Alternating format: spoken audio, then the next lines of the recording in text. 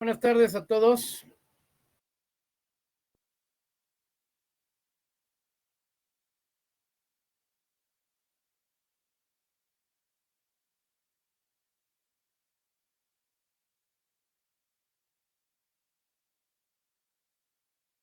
Vamos a comenzar. La sesión de hoy es relativamente muy breve, así es que me voy a enfocar, como la vez anterior, en dos temas de relevancia y asociados. El primero de ellos es la justificación y la motivación, y el segundo corresponderá al tema de la sesión 4 que nos ocupa.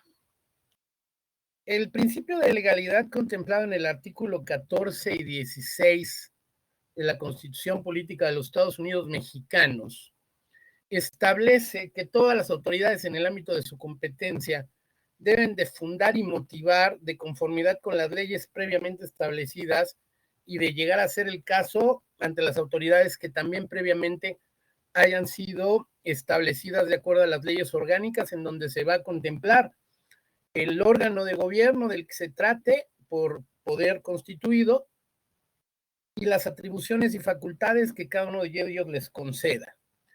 El principio de legalidad es presuncional, es decir, se ha interpretado por jurisprudencia que todas las actuaciones de la autoridad se presumen legales porque se presume que están fundadas y motivadas. Desde el punto de vista del gobernado, rige la idea de que el gobernado puede hacer aquello que no le esté prohibido, en tanto que la autoridad solo puede realizar aquello que le esté permitido. ¿Hasta aquí me voy dando a entender?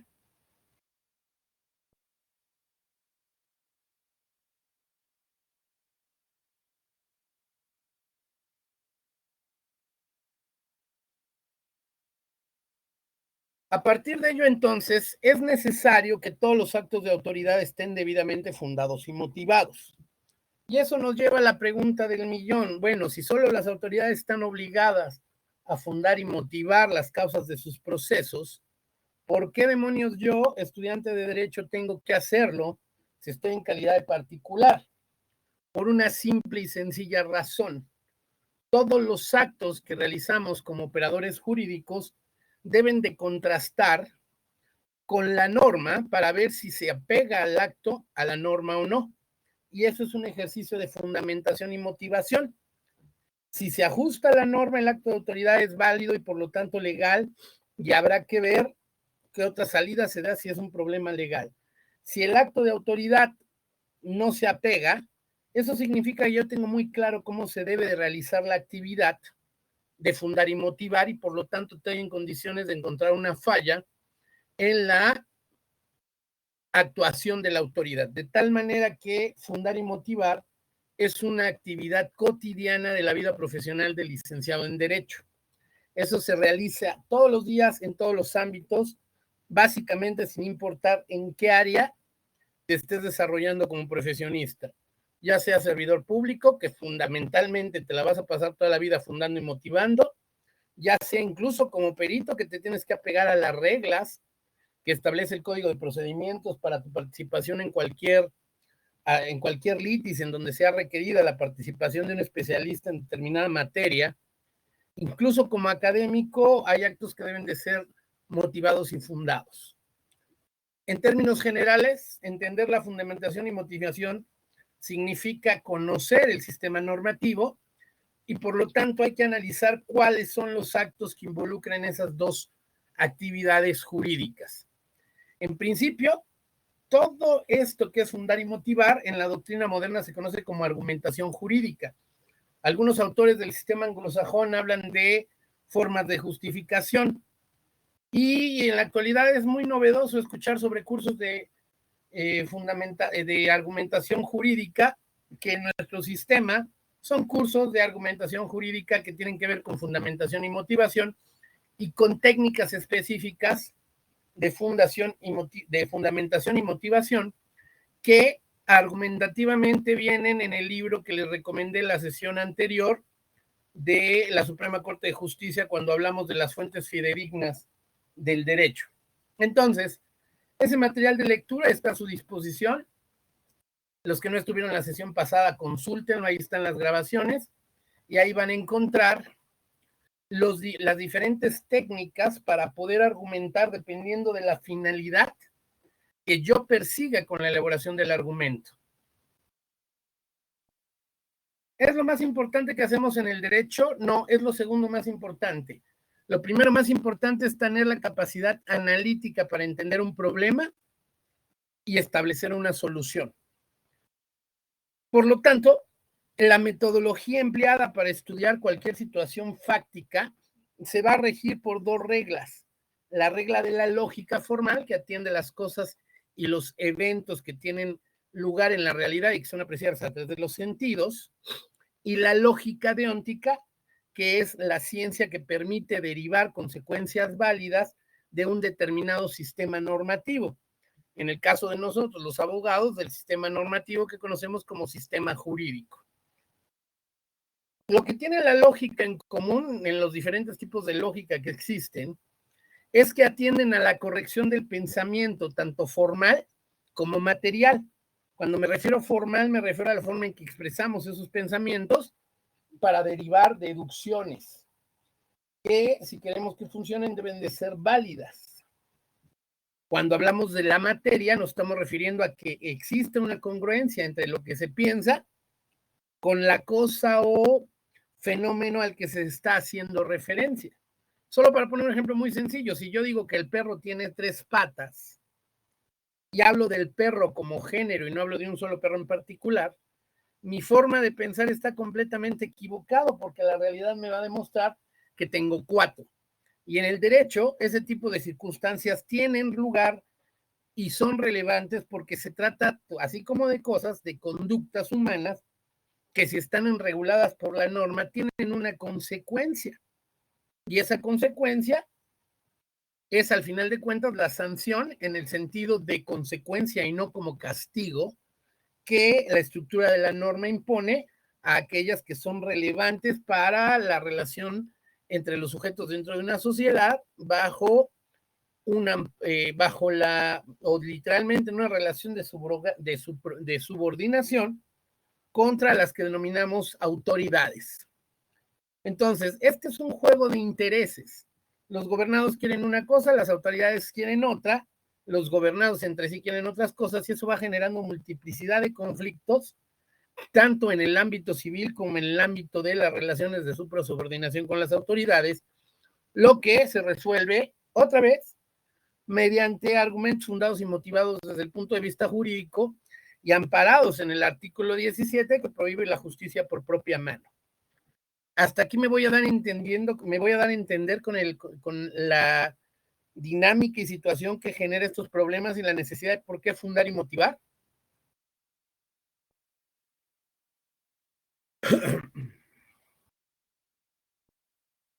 Bueno, de los dos conceptos, fundar y motivar es el primero de ellos, que es fundar, es el más sencillo.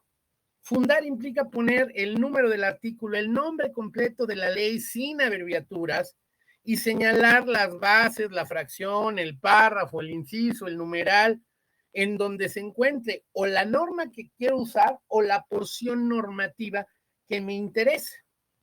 Cuando hablo de porción alimenticia, hablo de un tópico que se establezca en un determinado concepto.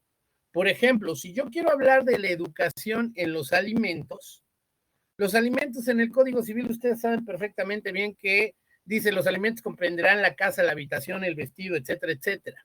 Yo no quiero hablar de todos los alimentos, solo quiero hablar de la educación como parte de los alimentos. Entonces ahí estoy en presencia de una porción normativa que puedo fundar y motivar. ¿Me explico con esto?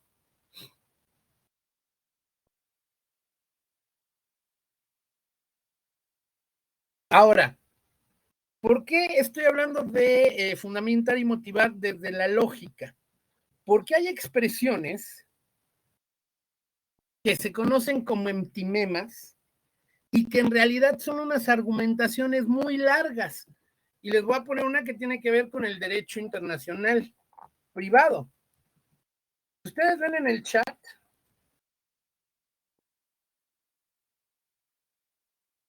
esa simple palabrita, esa simple expresión, ese simple enunciado que les estoy poniendo en el chat es un entimema y tiene cuando menos 6 o 7 argumentos, digámoslo así, escondidos. Y ese es el problema del análisis jurídico, que muchas cosas en los libros vienen en forma de entimema y si no tienes una idea de cómo desglosarlos de manera lógica, no se puede entender. Lo mismo sucede con los problemas. Los problemas son normalmente relaciones causales. Una cosa causa otra como fenómeno y ese a su vez funciona de causa de otro. Y ahí es donde están los problemas de analizar y los problemas de fundar y motivar. Ahora, si estoy diciendo que fundamentar es la parte más sencilla, motivar quiere decir que tiene más complejidad. Y esto es así porque de la jurisprudencia que se llama debida fundamentación y motivación, se van a desprender dos cosas de la motivación. En principio, la motivación como primera parte implica señalar con absoluta claridad las circunstancias de modo, tiempo y lugar que afirmamos están reguladas por una norma jurídica, que es nuestro fundamento que estamos invocando. Y en segundo lugar, implica explicar por qué esa norma que nosotros cogemos como fundamentos le es aplicable a esa situación que nosotros hemos dado como primera parte de la motivación. Y entonces la debida fundamentación y motivación implica ejercer los tres actos, explicar cuáles son los hechos concretos, circunstancia de modo, tiempo y lugar, cuál norma le aplica como fundamento y por qué es adecuado aplicar ese fundamento a esa situación fáctica que estoy relatando. Si no se integran esos tres elementos, simple y sencillamente no tienes una fundamentación y motivación. Y esto es importante, sobre todo en los casos donde vas contra actos de autoridad. Por ejemplo, una deportación. Cuando sean profesionistas y los manden llamar porque hay una persona que está a punto de ser deportada, la única forma de lograr evitar la deportación es como una argumentación jurídica que se va a plasmar en un amparo. Punto. No va a haber más. Y aunque lo hagan hasta por comparecencia, de todos modos van a tener que explicar cuando menos la motivación en los casos en que la ley permite. Y fundamentar complementaría perfectamente bien el ejercicio cotidiano que realizamos. ¿Me voy dando a entender con esto?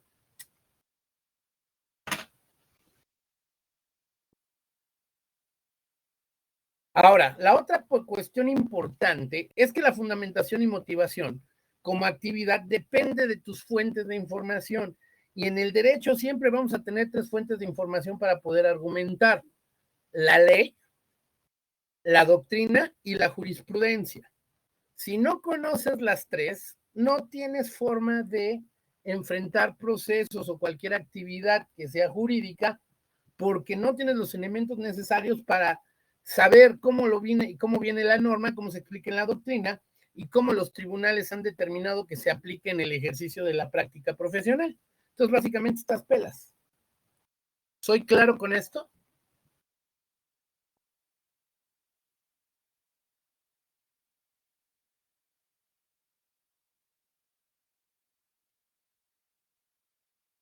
Dicho lo anterior,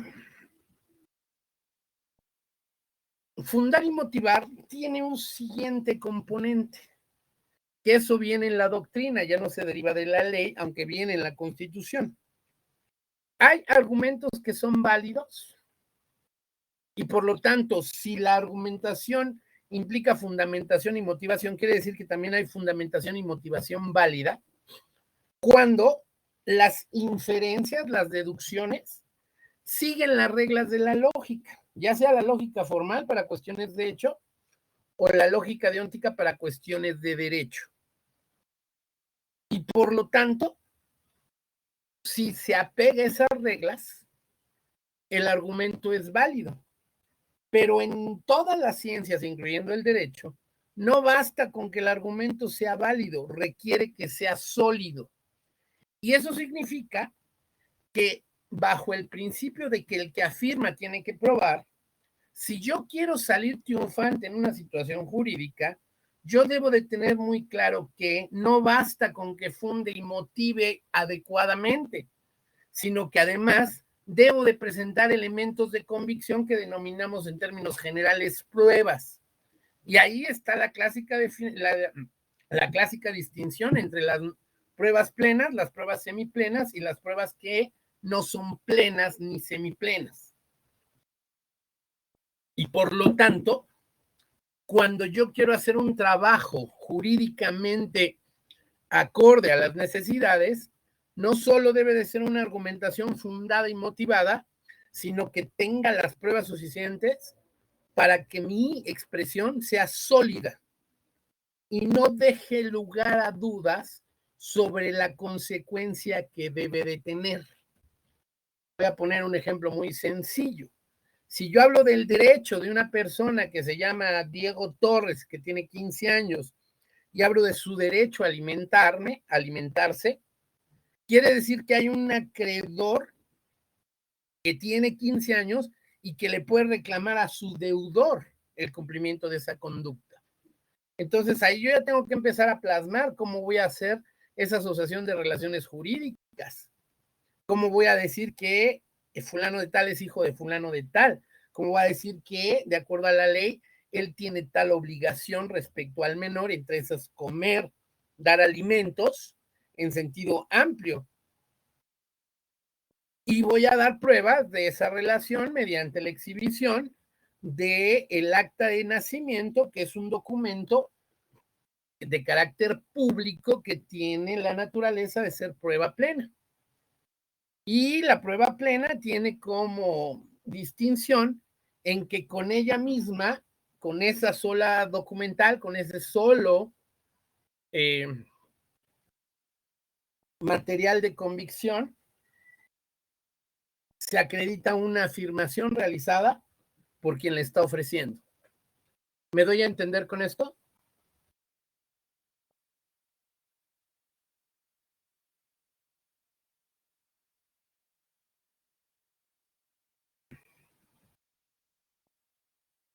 Ya para esta altura voy a suponer que todos ya leyeron los mensajes que publicamos desde el primer día y ahí viene un ejemplo de cómo una simple pregunta puede fundarse y motivarse de manera extensa. Si yo no quiero argumentar de forma extensa, debo de tener muy claro cómo se forma un entimema. Regresamos al ejemplo del entimema que les puse. Juan es ciudadano mexicano. Eso quiere decir que yo voy a tener que desglosar esa expresión y ver cuántas normas se van relacionando. Lo primero que tengo que ver es si es cierto que Juan es mexicano. Y entonces ahí yo tengo varias posibilidades. A, nació de padres mexicanos. B, nació de una madre mexicana. C, nació de un padre mexicano.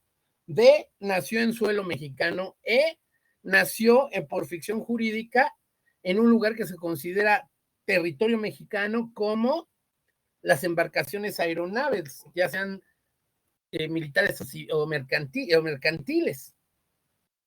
Entonces, ahí ya tengo una serie de argumentos que tengo que ir a justificar, porque a lo mejor son las tres: nació de padre mexicano, madre mexicana, en territorio mexicano. Entonces tengo tres argumentos que me justifican que él es mexicano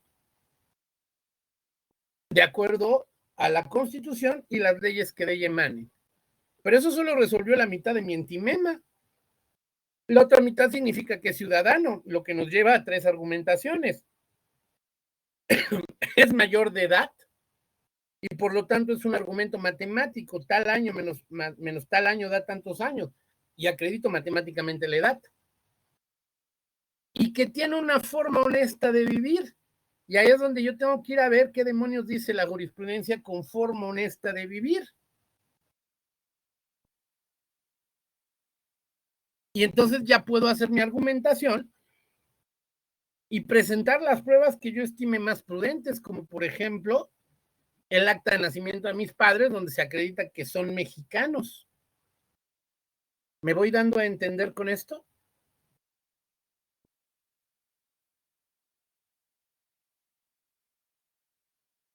Hecho lo anterior, esa documental de la que estamos hablando, que es el acta de nacimiento, es mi elemento de convicción que le va a dar solidez a mi argumento. Siempre, siempre, siempre, toda la actividad argumentativa debe de hacerse, al menos como ideal, o paradigma de esa manera. De cualquier otra forma, la argumentación simplemente va a ser ineficaz e ineficiente. Y sea de lo que sea que se esté trabajando, van a tener, si no es que nulas, posibilidades de salir triunfantes en el trabajo profesional que estén realizando. ¿Me doy a entender la importancia del tema del que estoy hablando?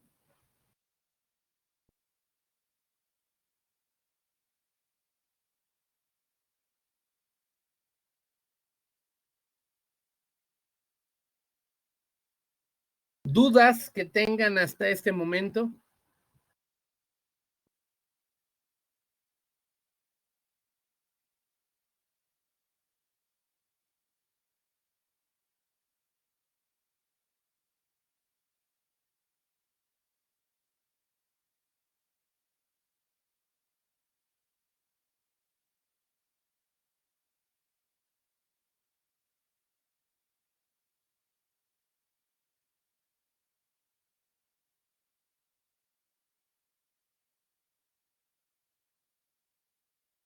Bueno, con esto cierro la parte de fundar y motivar,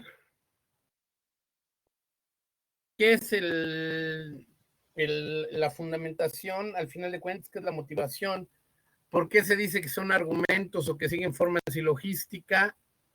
Y para cerrar la idea ya como último elemento de esta explicación, si estoy explicando que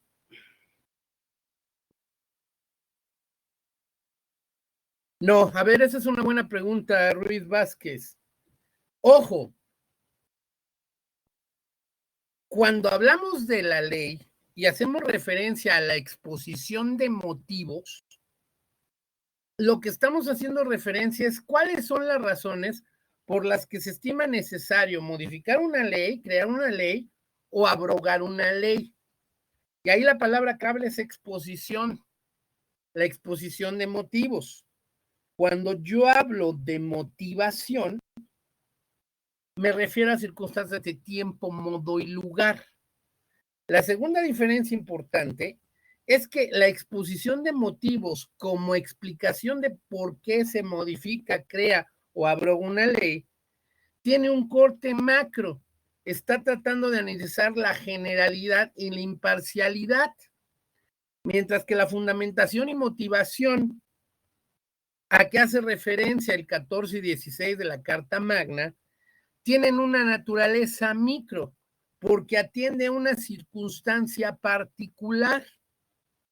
Entonces, cuando se da desde el proceso legislativo y hablamos de la exposición de motivos, estamos hablando de un conjunto de razones grupales, es decir, como miembros de la sociedad, por las que interesa esta norma que se está analizando en esa propuesta.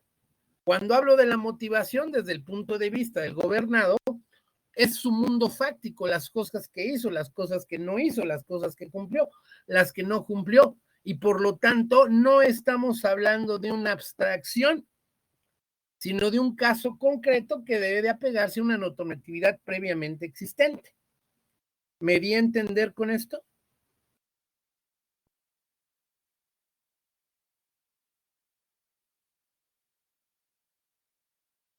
Todas las normas tienen una exposición de motivos.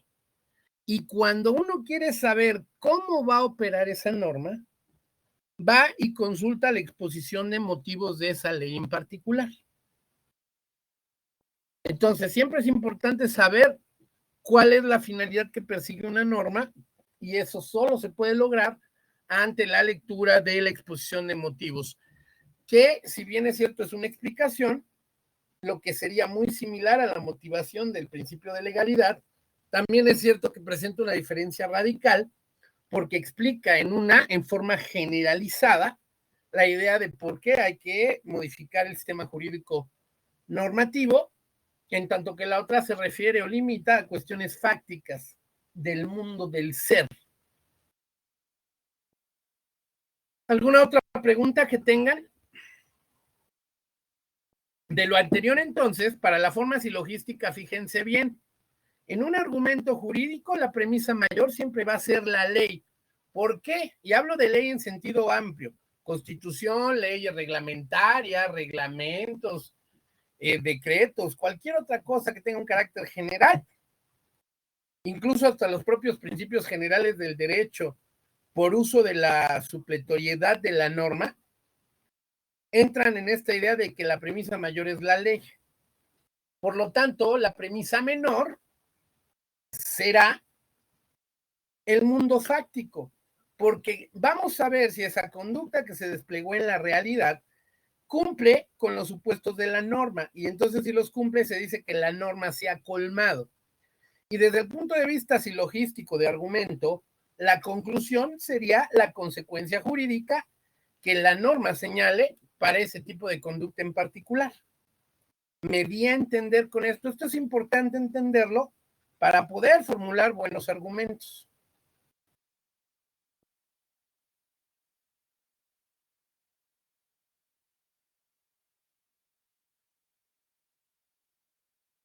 ¿Alguna otra duda?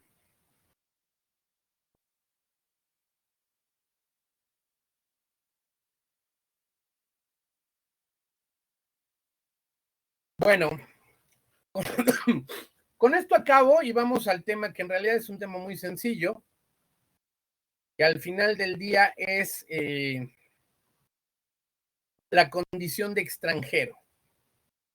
Desde Roma ha quedado muy claro que por el hecho de tener una participación en un estado determinado, voy a adquirir un conjunto de derechos y obligaciones que no necesariamente coinciden con los que sean exteriores a este lugar, con esta población y esta forma de gobierno. En Roma no se les conocía como extranjeros como tal, sino como bárbaros, no como un insulto, sino como una especie de traducción de los que no son de aquí. Y por lo tanto, a lo largo de la historia de la humanidad, ha ido cambiando la idea de cómo me comporto con los extranjeros en atención a la forma de gobierno y a la época en que estamos viviendo.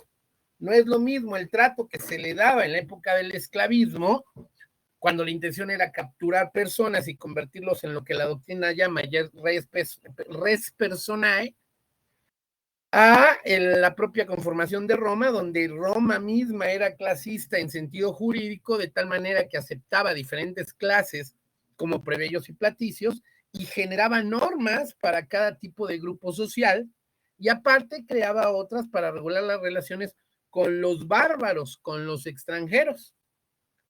En Roma incluso se reconocía la capitis diminutio, que reducía tu capacidad jurídica en atención a que podías incluso llegar a ser esclavo como forma de pago de una deuda. Entonces, este juego de entre las normas que me aplican y no me aplican si no soy de este país, es lo que va a ir configurando el derecho de extranjería. Ya hay una unificación hacia reconocer la totalidad de derechos para los extranjeros, aunque no es a nivel global, sí cada vez más va siendo una tendencia. De ahí entonces que el extranjero hace referencia a una persona que no tiene su origen en este territorio, en este estado soberano. Y evidentemente en nuestro sistema normativo esto da lugar al famoso derecho de la extranjería, que tiene una competencia federal. En la propia lectura ustedes van a ver algunos antecedentes, de los cuales el que me importa es precisamente la idea de tránsito entre los estados. Durante el periodo de la Edad Media era muy difícil que la gente pudiera viajar, desplazarse a otros lugares por dos razones fundamentales. El costo de la vida. En la Edad Media era una situación económica muy compleja en el sentido de que se trata de comunidades normalmente de autoconsumo, no economías de mercado que permiten y agilizan el desplazamiento de personas y mercancías. Segundo punto es que el transitar de un lado a otro generaba aduanas en donde tú por pasar pagabas una cantidad de dinero por el solo derecho de pasar de ese lugar hacia el interior de otra comunidad. Al paso del tiempo, entonces, vamos a ir cambiando la forma en que vemos esta interacción con los de afuera, hablando con una expresión muy metafórica. Por lo tanto, incluso en nuestro país hay antecedentes de esta tendencia a otorgar el mismo trato a nacionales y a extranjeros.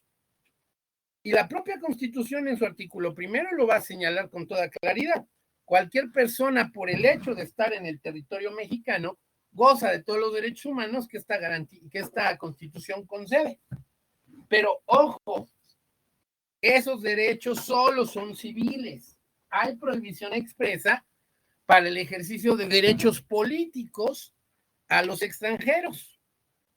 Y eso es algo importante de tomar en cuenta. Los derechos políticos no es lo mismo que los derechos civiles, de tal manera que no hay razón alguna para confundirlos a la hora de protegerlos contra actos de autoridad. ¿Me doy a entender con esto?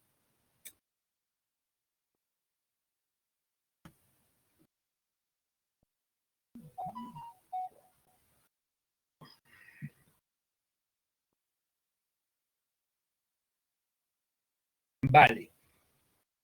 Ahora,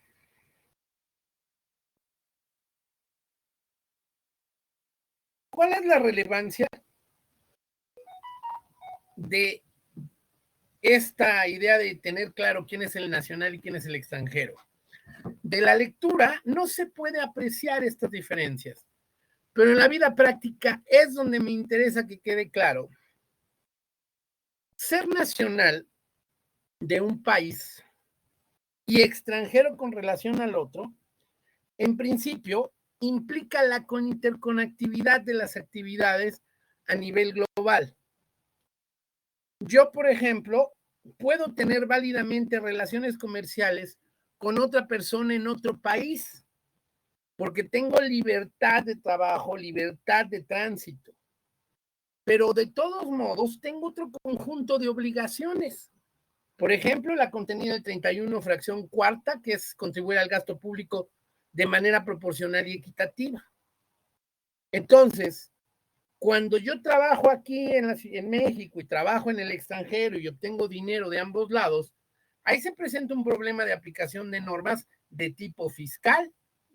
¿A quién le pago el impuesto sobre la renta? Y ahí, suponiendo que en el otro país se llame igual, por ejemplo, en Estados Unidos debe ser el IS, en México es el impuesto sobre la renta ISR, y en Estados Unidos tiene otro nombre, ahorita no me acuerdo cómo se denomina, pero te graban exactamente lo mismo. Entonces, yo tengo un problema, le pago allá, le pago acá, le pago a los dos, ¿cómo funciona? Ruiz Vázquez, no entiendo su pregunta. Un ejemplo de uno y otro, ¿de qué es uno y de qué es otro? No le entiendo bien. Por eso te dije, ya vamos 4 días. Y también te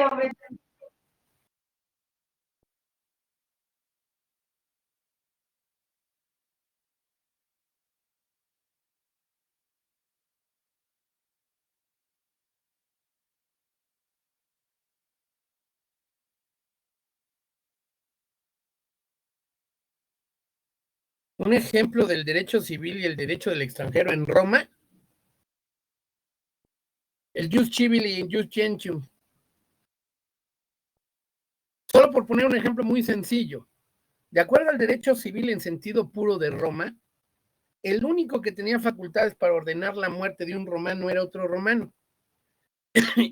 Con relación al jus gentium o derecho de gentes, que era derecho de los extranjeros, podían hacer lo que quisieran con sus normas, pero no tenían autorización de matar a nadie, mucho menos un romano. Entonces, la atribución en Roma, que estamos hablando hace días más, días menos, 2300 años, era un derecho exclusivo de los romanos determinar la muerte de alguien. Este es un ejemplo de cómo es que existían normas de derecho civil y de derecho extranjero en Roma. Y a lo largo de la historia así ha sucedido. Eso es lo que yo acabo de explicar hace un momento. Ese es el juego de que si pertenezco a un Estado, ¿qué derechos y obligaciones me concede? No sé si con ese ejemplo ya me explico de mejor manera.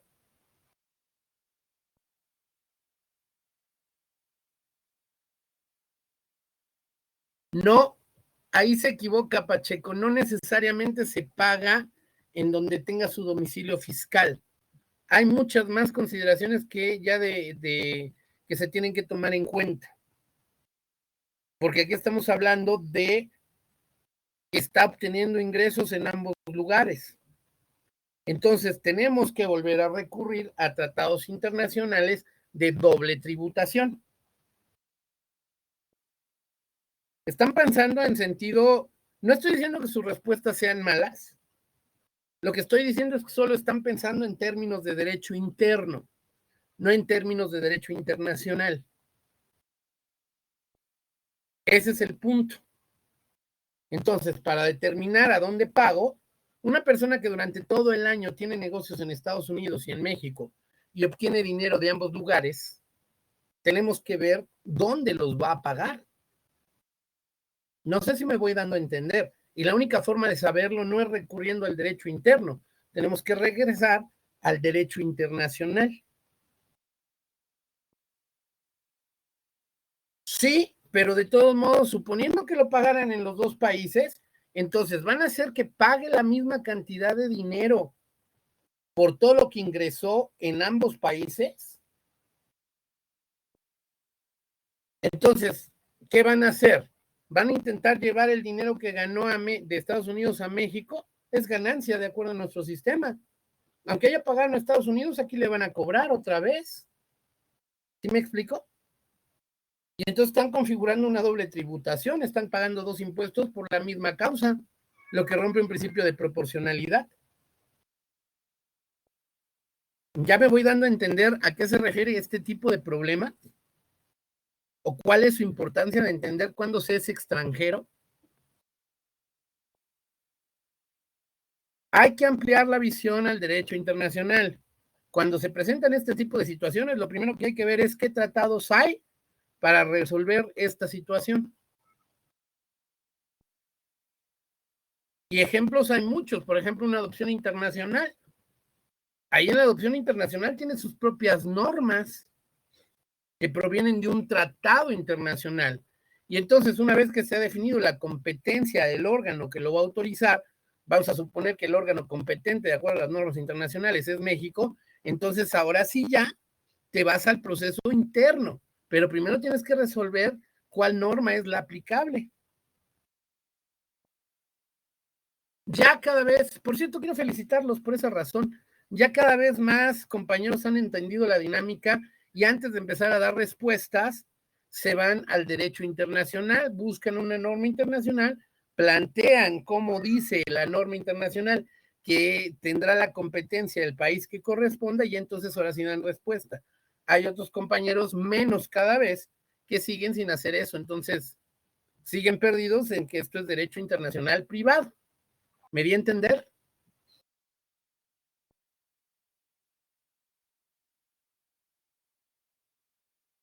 Bueno, continuamos. Esta evolución entonces nos regresa a conceptos muy simples en cuanto a los sistemas de los tratos para los extranjeros. Casi todos los países se van a regir por una u otra forma reciprocidad. Tú me das, yo te doy, tú no me das, yo no te doy. Y hay varios sistemas que ustedes ya tienen en la lectura. Sin embargo, el problema no es ese. El problema es que en el mundo fáctico, la forma de concebir los derechos es diferente en cada sistema. Y aún suponiendo, si es que tienes un derecho que realmente se ha adquirido. Y esa teoría es muy importante que la comprendamos porque no solo aplica en el ámbito internacional, tiene aplicación en el ámbito nacional. Voy a poner un ejemplo de un sistema como el nuestro, con un sistema que es muy lejano a nosotros, y es, en mi opinión, un sistema que no se puede comprender si no compartes la cultura, que es la Sharia. México es un país de un sistema llamado Common Law, lo expliqué en las familias jurídicas o tradiciones jurídicas, lo expliqué en la sesión pasada, si no me falla la memoria. Y entonces, la Sharia tiene como su fuente un sistema religioso.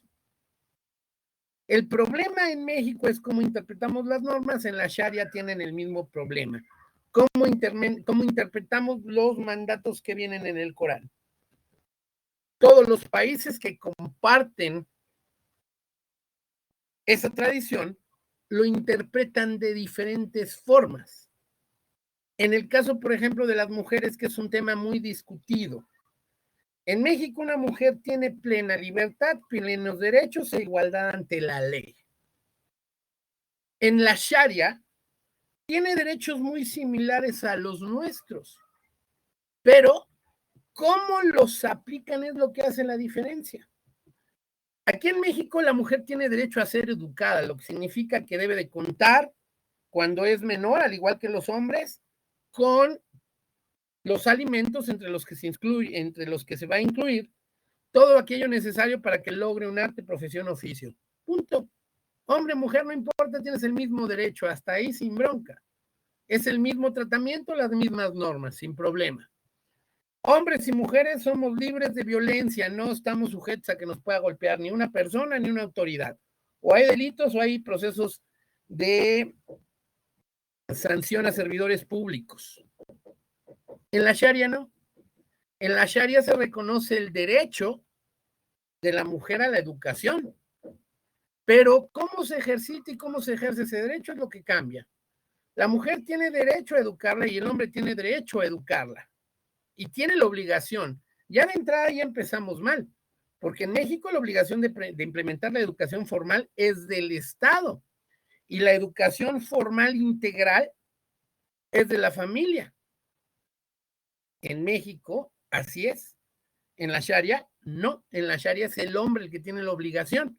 Y si tiene que recurrir a los golpes, las interpretaciones del imán, que sería el equivalente a nuestra jurisprudencia, ponen reglas para cómo golpear a una mujer. Lo que en México no solamente sería prohibido, sino además un delito. ¿Me voy dando a entender?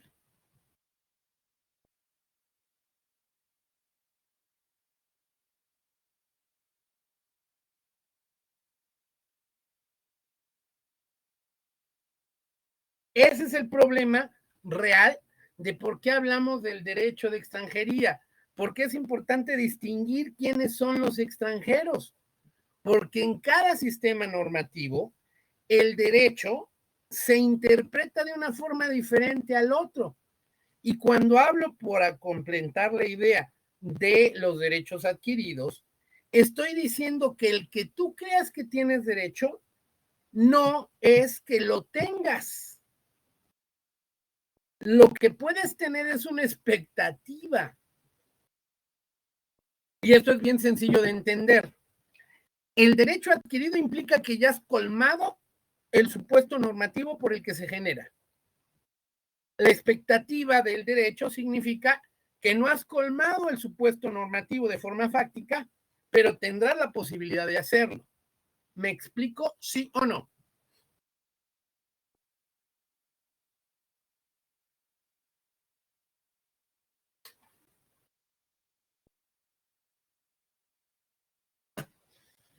Voy a poner un ejemplo de lo que es un derecho adquirido y una expectativa de derecho.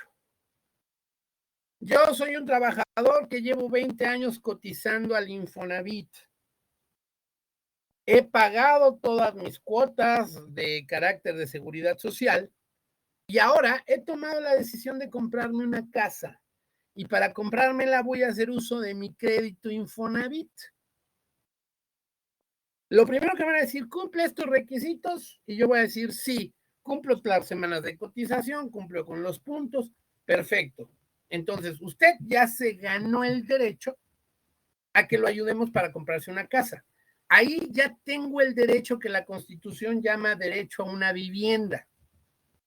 ¿Me explico? Ya es un derecho adquirido. ¿Por qué? Porque cumplo los malditos requisitos que me establece la ley. ¿Estoy claro?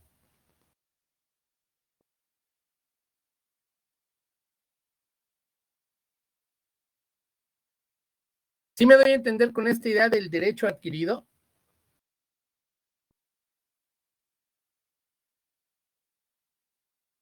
Ahora voy a poner un ejemplo de una expectativa de derecho. La Constitución dice que yo tengo derecho a la vivienda, pero tengo 3 años que no trabajo. No voy a poder tener Infonavit porque no tengo un patrón, persona físico-moral, no gobierno. No voy a poder tener Fobiste porque no tengo un trabajo en donde mi patrón sea el Estado. Entonces pueden decir, pues voy y voy con las autoridades de mi entidad que prestan ese servicio. Por ejemplo, en México es el Instituto de la Vivienda, el INVI, en la Ciudad de México. Entonces yo voy al INVI y me van a decir, sí, cómo no, aquí le ayudamos a ejercer su derecho. ¿De qué trabaja? No trabajo. Entonces no le puedo ayudar. ¿Por qué? Porque usted no tiene la posibilidad de pagar el crédito que yo le voy a dar y que viene de recursos públicos. Por lo tanto, si usted no puede pagar, no culpe el supuesto y por lo tanto no le puedo ayudar a que tenga una casa. Usted tiene una expectativa de tener algún día una casa, pero mientras no cumpla los requisitos de la ley, no puede. ¿Soy claro con esto entre expectativa y derecho adquirido?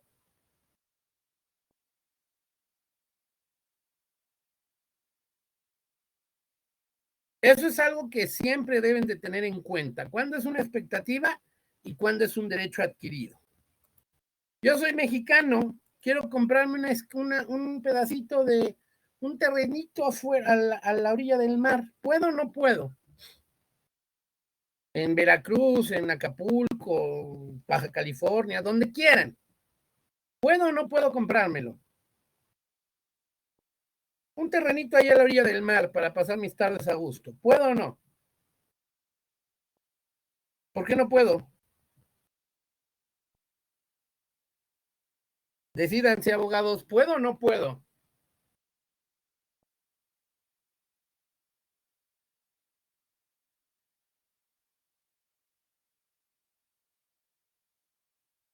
Ok, los que dijeron sí tienen toda la razón. Claro que me lo puedo comprar si me alcanza.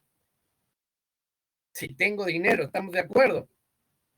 Ya me vi. Sí, ya muchos ya se vieron ahorita. Exacto, porque soy mexicano. Pero si fuera colombiano, ¿puedo comprármelo? Está a la orilla del mar. Por supuesto que no puedo. Yo, colombiano, directamente no puedo comprarlo. Ya hablamos de ese problema en una sesión anterior.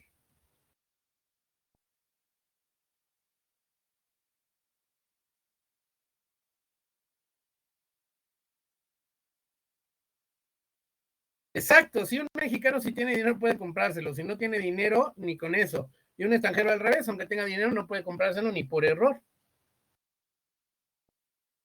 Correcto, a menos de que crear una sociedad, que es el mecanismo más sencillo. Pero de todos modos, la sociedad es mexicana. Entonces, directamente el extranjero no lo compra y por lo tanto, si vas a crear una sociedad, necesitas crear una sociedad con cláusula de admisión de extranjeros.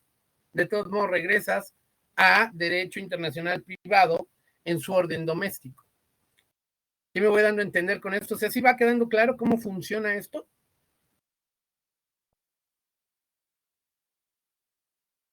Ahora bien, ¿qué hacemos en México con los extranjeros? En México tenemos una constitución que es muy garantista en ese sentido. Cualquier persona que venga de cualquier parte del mundo, con el hecho de estar en México, ya tiene todos los derechos que la Constitución le garantice. Pero ojo, los tiene como expectativa. La propia ley, ya lo he dicho con anterioridad, en la interpretación jurisprudencial, ningún derecho es absoluto, ninguno. Ustedes pueden decir todo lo que quieran, sí, por supuesto es libertad de expresión, pero la jurisprudencia dice, pilas, puedes decir todo lo que quieras, siempre y cuando no atentes contra la norma o contra derechos de tercero. Entonces, ahí se limita tu derecho a libre expresión. Tú empiezas a hablar mal, mentiras de alguien, ya le estás afectando la buena fama. que es parte del patrimonio inmaterial a que hace referencia Gutiérrez y González. Y por lo tanto, no te sorprenda que te lleve un juicio de daño moral. Entonces, si tu defensa va a ser tengo libertad de expresión, lo primero que te van a aplicar es una jurisprudencia que dice, el derecho a la libertad de expresión, como cualquier otro derecho, está restringido, está limitado, no es absoluto. Y vas para atrás, vas a perderlo. ¿Me doy a entender?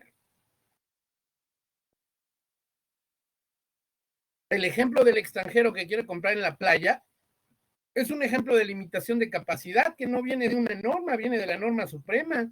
No es de cualquier norma de donde salió. Viene de la norma suprema, en donde la misma norma dice, ojo, aquí todos son bienvenidos, pero no todos pueden por hacer lo mismo. Por eso es que en México, si bien es cierto que la Constitución dice gozarán de todos los derechos, no te lo dice en forma absoluta. Tú extranjero compra donde quieras, no tengo bronca. Arriba de un cerro, junto a un lago, lo que quieras, pero lo que es en fronteras, ahí nada más no compras. Fuera de eso, ejércelo donde quieras. Y ya es una cuestión de lógica. Si un extranjero se quiere aferrar a fuerza a comprar en la esquina, en la orilla del mar, no va a poder, hágale como quiera. Y no le están violentando ningún derecho. Le están aplicando una restricción a un derecho humano que es limitado. Oye, pero si quiero comprar dentro de los 60 kilómetros, bueno, entonces ahí sí ya, ahí alarmaste. O en los 110 kilómetros, dependiendo del otro lado de la frontera. Claro que sí, compra de ahí lo que quieras. Antes, no.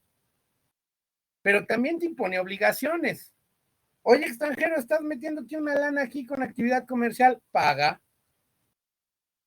Y eso nos va a llevar a otro problema que México está enfrentando, que es la migración ilegal. O sea, adentrarte en un territorio no solamente es meterte y gozarle los derechos, tienes una serie de requisitos que cumplir.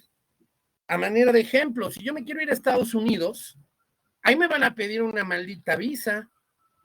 Y esa visa tiene requisitos para su expedición. Ya de entrada, solicitarla me va a costar unos dólares, porque no te la cobran en pesos. Te la cobran en dólares y eso solo va a acreditar el derecho a presentarte al trámite. No te garantiza que te den la visa.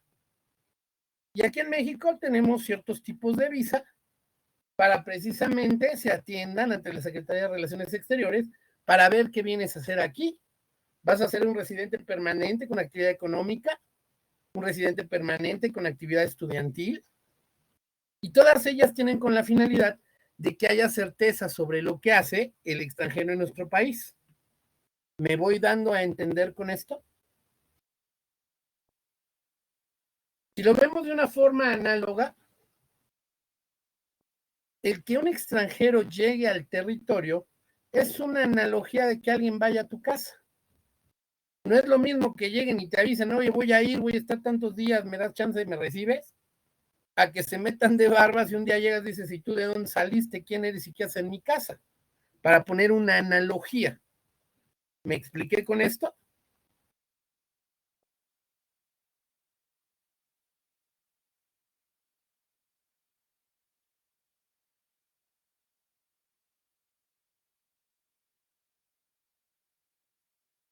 Ahora, en la práctica profesional es bien divertido cuando tú trabajas con extranjeros, porque lo primero que te van a caer es ver si no traen alerta roja de Interpol o cosas así. Lo primero que se va a revisar es por qué quiere cruzar al territorio, quién es, qué antecedentes tiene. Y todos los países son muy cuidadosos en esas situaciones. Algunos más que otros, pero ya cuando estás en la práctica es bien enredado. A mí me han tocado casos, por ejemplo, de, no voy a decir nacionalidades, pero de personas del mundo árabe, por ejemplo, con nacionalidad venezolana que intentan ingresar a nuestro país. Entonces dices, a ver, espérame, tú tienes una nacionalidad afgana, tienes una nacionalidad venezolana y quieres llegar a México. ¿Por qué? ¿Por qué estás entrando a México con nacionalidad venezolana? Entonces, si tienen dos dedos de frente, cualquiera que esté en el sistema de inmigración, luego le va a brincar. ¿Sí me explico?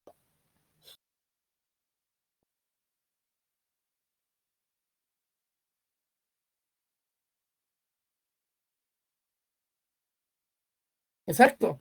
Pero no es solo por el origen, porque eso sería racismo. Puede ser, y hay una posibilidad muy amplia, de que traigas una ficha roja de Interpol. No, la gente que llega por asilo político llega por otras razones. Obviamente no estoy dando todos los datos para el ejemplo, pero lo que quiero dar a entender es que sí hay un proceso que se tiene que verificar por cuestiones de seguridad.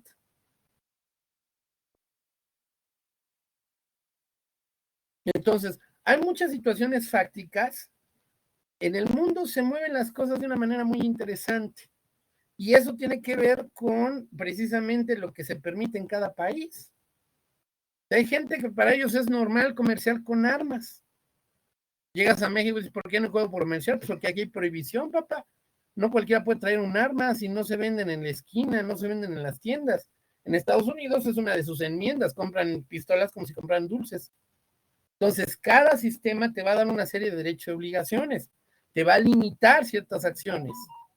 Y conocer ese tipo de situaciones te lleva a ver qué tratados internacionales hay y luego de ahí determinar qué estado es el que va a aplicar su ley y resolver el problema, que es la misma vuelta a lo que hemos venido hablando durante las sesiones anteriores.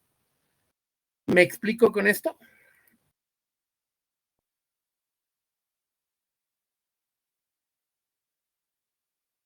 En todos los estados hay, ya para terminar la sesión de hoy, hay derechos que no puedes negar. En México, cuando menos dos derechos son innegables: el derecho a la educación y el derecho a la salud. No te están diciendo que sea gratis, ojo, sino que no te lo pueden negar. Y aplica igual para cualquier nacional. Todos estamos acostumbrados en México a que si tenemos un patrón, persona física o moral, no gobierno, nos toque el IMSS.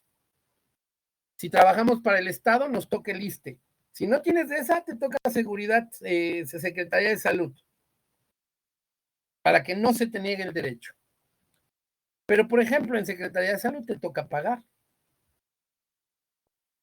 lo que te toque. Si tú llegas al IMSS, no eres derechohabiente, te toca pagar lo que te toque. Un extranjero es por las mismas, jamás le van a poder decir no en los sistemas públicos de salud, pero le van a cobrar. El ejercer el derecho no implica gratuidad. En la educación, la gratuidad está garantizada desde la Constitución. Si llega a querer estudiar la primaria en México, pues sin bronca se la van a dar gratuita en el Instituto de Educación para Adultos Mayores.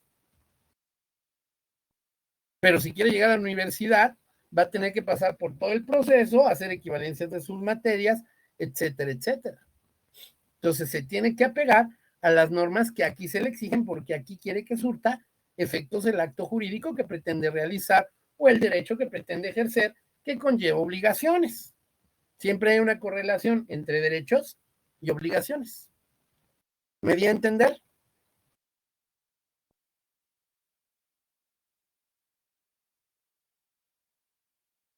Bueno, ¿alguna duda de este tema que acabamos de tratar? Bueno, de estos dos temas que acabamos de tratar.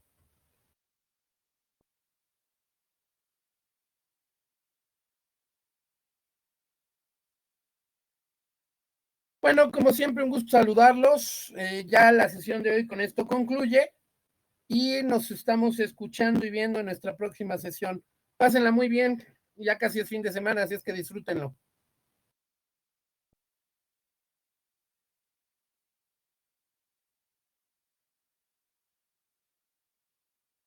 Adiós a todos.